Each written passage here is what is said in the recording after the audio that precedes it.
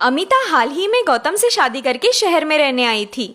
अमिता की सास इस शादी से ज्यादा खुश नहीं थी क्योंकि उन्हें गौतम के लिए बहुत होशियार और सुंदर लड़की पसंद करनी थी।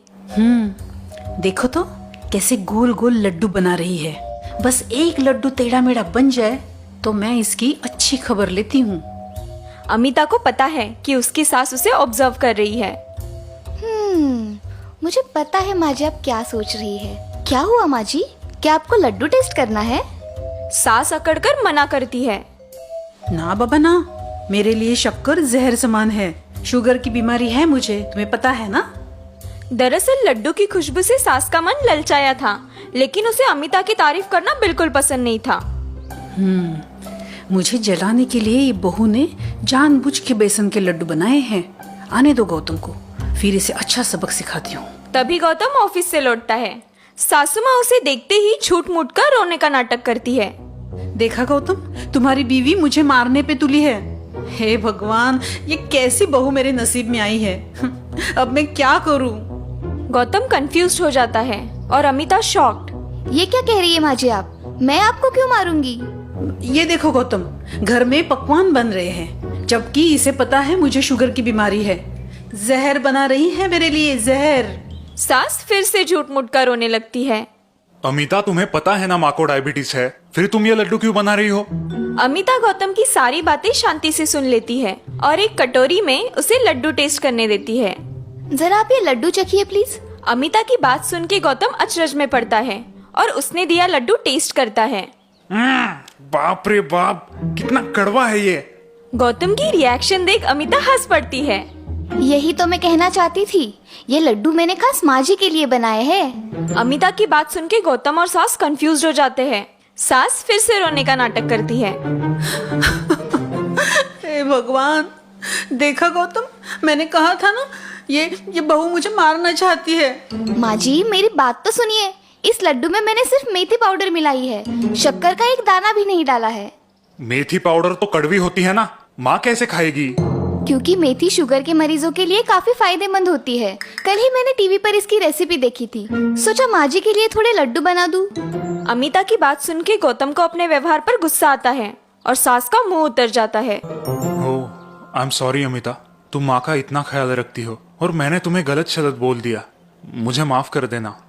अमिता मुस्कुराते हुए कहती है, जी कोई बात नहीं, लेकिन ये लड्डू माँ जी को कैसे खिलवाने हैं ये आप देख लीजिए। अमिता की बात सुन के सास का मुंह कड़वा हो जाता है। हाँ हाँ बिल्कुल, रोज सुबह ऑफिस निकलने से पहले मैं खुद माँ को लड्डू खिलाऊंगा। आज तो इसने मुझे मात दे दी, लेकिन मैं चुप नहीं बैठूंगी।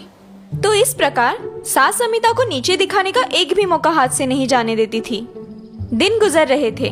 अमिता की लाख कोशिशों के बाद भी वो अपने सास के मन में जगह नहीं बना पाई थी। माँ जी, क्या मैं आपके पैर दबा दूं? कोई जरूरत नहीं है, अपना काम करो। अमिता सास की बात का बिल्कुल बुरा नहीं मानती और मुस्कुराते हुए रसोई में चली जाती है। अमिता के घर में एक स्टोर रूम है। इस रूम का दरवाजा हमेशा बंद रहता है, वहाँ किसी को भी आने जाने की अनुमति नहीं है। अमिता की सास अब अमिता को घर से खदेड़ने का आइडिया सोचने लगती है। तभी उसके दिमाग में एक कल्पना आती है। वो अपना मोबाइल उठाती है और एक कॉल लगाती है। इससे पहले कि ये बहू रानी जी गौतम के दिल में जगह बना ले, मुझे कुछ तो करना होगा। हाँ हेलो चुटकी। अरे हाँ सब ठीक है यहाँ। तुम जल्दी यहाँ आ जाना, बहुत जरूरी काम है। कुछ दिन बाद सास की छोटी बहन उनके यहाँ रहने के लिए आती है। अमिता बड़े प्यार और आदर से उनका स्वागत करती है। प्रणाम मासी जी। खुश रहो बहू। बहू, आज गाजर का हलवा और पूरी बनाना, चुटकी को बेहद पसंद है। जी माँ जी। अमिता रसोई में चली जाती है। वाह दीदी, तुम्हारी बहू तो बड़ी नेक दिल और संस्कारी है।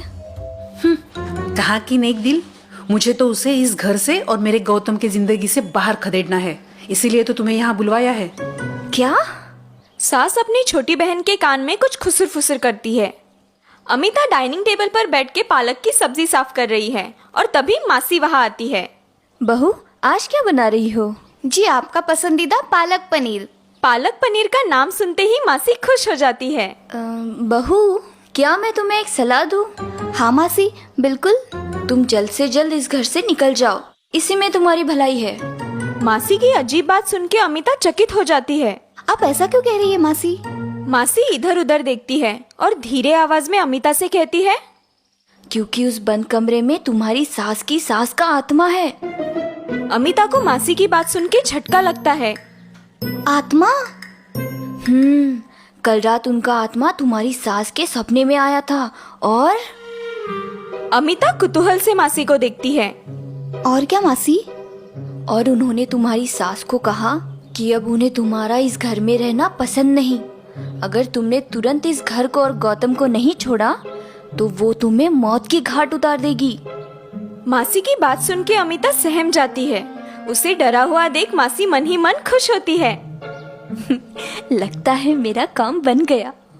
सास और मासी हॉल में बैठ के धीरे आवाज में गप्पे हाँक रही है। दोनों बड़ी खुश है।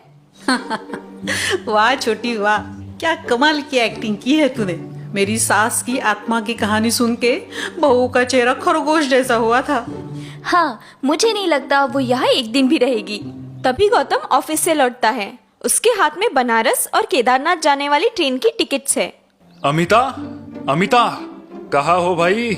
क्या हुआ गौतम, इतने खुश क्यों हो? तभी अमिता वहाँ मूंग का हलवा लेके आती है। अरे आप आ गए, टिकट्स मिली? सास और मासी एक दूसरे को देखते हैं। टिकट? बहू, तुम कहीं जा रही हो? नहीं माँ, हम दोनों नहीं, आप और मासी चारधाम यात्रा जा रही हो, वो भी 3 महीनों के लिए। गौतम की बात सुन के सास और मासी को जोर का झटका लगता है। बहू, क्या तुम मेरी बताई बात भूल गई? नहीं मासी।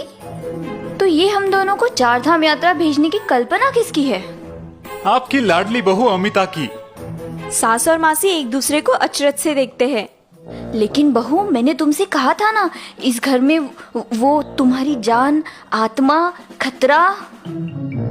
गौतम की मौजूदगी के कारण मासी साफ साफ बोलने से हिचकिचाती है। क्या खतरा? किसको खतरा? क्या बोल रही है आप? अरे कुछ नहीं, आप टेंशन मत लीजिए, सब ठीक है। आप फ्रेश होके आइए, मैं चाय नाश्ता लाती हूँ। गौतम अपने कमरे की तरफ चला जाता है। बहू, क्या तुम्हें अपनी जान की परवाह नहीं है?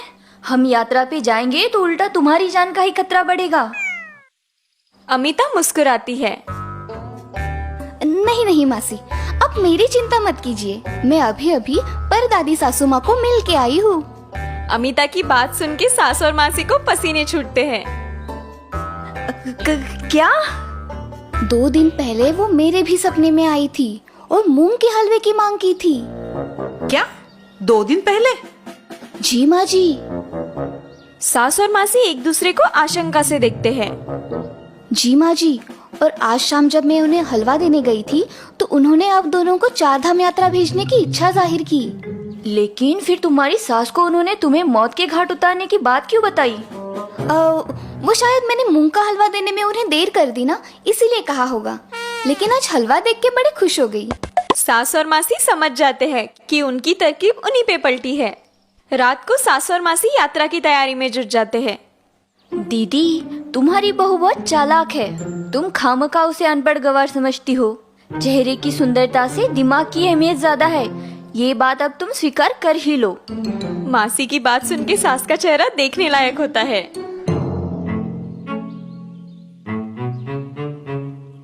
अच्छा हुआ मैंने उस दिन इन दोनों की प्लानिंग सुन ली थी, वरना मैं सचमुच डर के ये घर और गौतम जी को छोड़ के चली जाती।